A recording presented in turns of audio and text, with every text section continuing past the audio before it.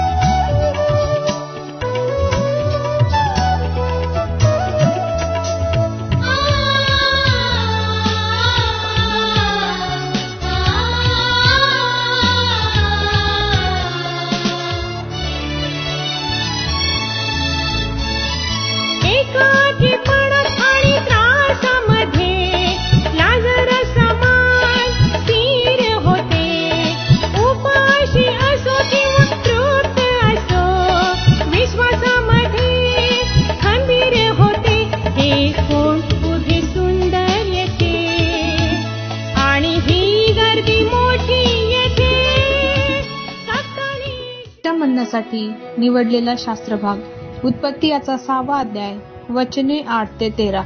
उत्पत्ती 6वा अध्याय वचने 8 ते 13. परंतु नोहावर परमेश्वराची कृपादृष्टी होती. नोहाचा वृत्तांत देण्याप्रमाणे नोहा आपल्या काळच्या लोकांमध्ये धार्मिक व सात्विक मनुष्य होता. नोहा देवाच्या समागमे राहत असे. नोहाला शेम, हाम व याफेत असे 3 पुत्र झाले. त्या काळी देवाच्या दृष्टीने पृथ्वी भ्रष्ट झाली असून ती घोर कर्माने भरली होती. देवाने पृथ्वीकडे अवलोकन केले तो त्याला ती भ्रष्ट आहे अशी दिसली, कारण पृथ्वीवरील सर्व प्राण्यांनी आपली चालचलणूक बिघडवली होती. मग तो नोहाला म्हणाला, सर्व प्राण्यांच्या अंतःकरणाचे माझ्या मनात आले, कारण त्यांच्यामुळे पृथ्वीवर अनर्थ माजला आहे. पहा, मी पृथ्वीसह त्यांचा नाश करीन. देवबाप वाचलेले वचन आपणा सर्वांसाठी आशीर्वादित करो. प्रभू येशू ख्रिस्ताच्या पवित्र नावात सलाम. आपण आजच्या सकाळी उत्पत्ती याचा 6वा अध्याय आणि त्याची 8 ते 13 ही पवित्र वचन वाचलेली आहे.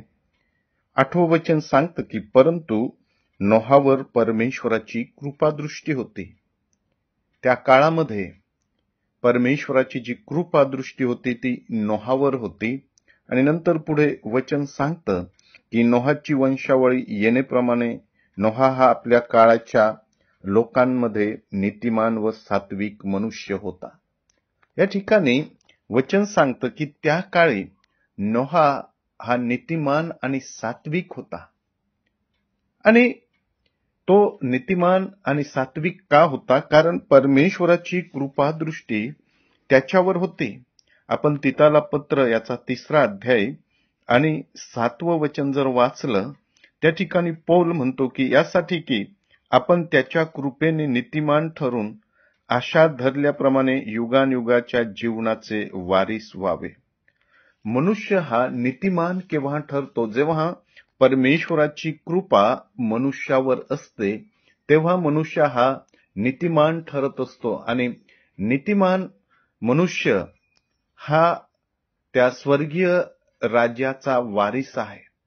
या ठिकाणी परमेश्वर नोहाला किंवा नोहाविषयी सांगत आहे की त्या काळामध्ये, म्हणजे ज्या काळामध्ये जगामध्ये सर्व प्रकारचं पाप होतं, अंधकार होता, लोक पापामध्ये जीवन जगत होते, त्या काळामध्ये परमेश्वराची कृपा ही परमेश्वरावर होती आणि तो नोहा नीतिमान आणि सात्विक जीवन जगत होता. आणि म्हणून परमेश्वराने त्याला दर्शन दिलं.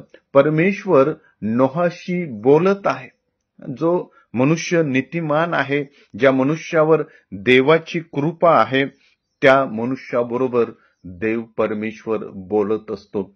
त्या मनुष्याला परमेश्वर काही आज्ञा देतो. त्या मनुष्याला परमेश्वर कार्य करण्यासाठी सांगत असतो. आणि या ठिकाणी देखील नोहा नीतिमान असल्यामुळे आणि नोहावर परमेश्वराची कृपा असल्यामुळे परमेश्वराने एक मोठं कार्य त्याच्या हाती दिलेलं आहे. कारण संपूर्ण पृथ्वी ही भ्रष्ट झालेली होती, पापाने भरलेली होती आणि परमेश्वराने त्या पृथ्वीचा आणि पृथ्वीवरील जे सृष्ट पदार्थ आहे त्यांचा नाश करण्याचं ठरवलेलं आहे.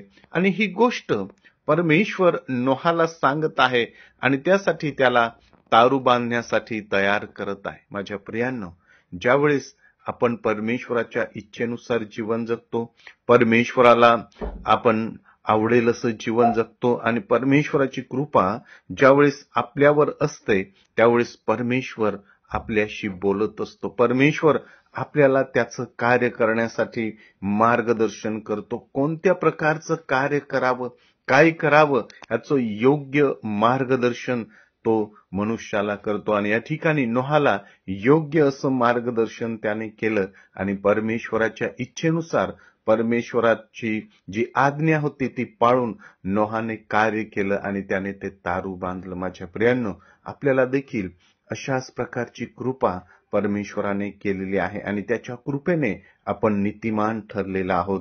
आणि नीतिमान ठरलेलो असताना त्याने देखील आपल्या हातामध्ये कार्य दिलेलं आहे. देवा, ही वचनं आपणासाठी आशीर्वादित करो. आपण प्रार्थना करूया. स्वर्गीय पित्या, तुझी स्तुती करतो, तुला धन्यवाद देतो, कारण तू चांगला आहे आणि तुझी कृपा आमच्यावर आहे. देवाप्पा, मी तुला धन्यवाद देतो. तुझ्या कृपेने आम्ही नीतिमान ठरलेला आहोत. प्रभू येशूच्या नावात मागतो, म्हणून तो ऐक. आमेन.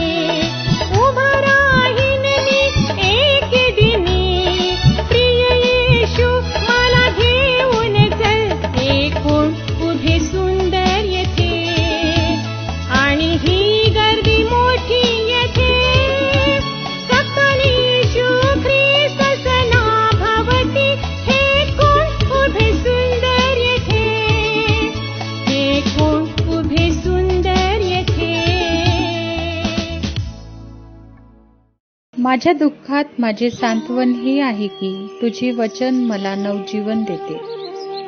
आमचा टोल फ्री नंबर 1-800-2700-333.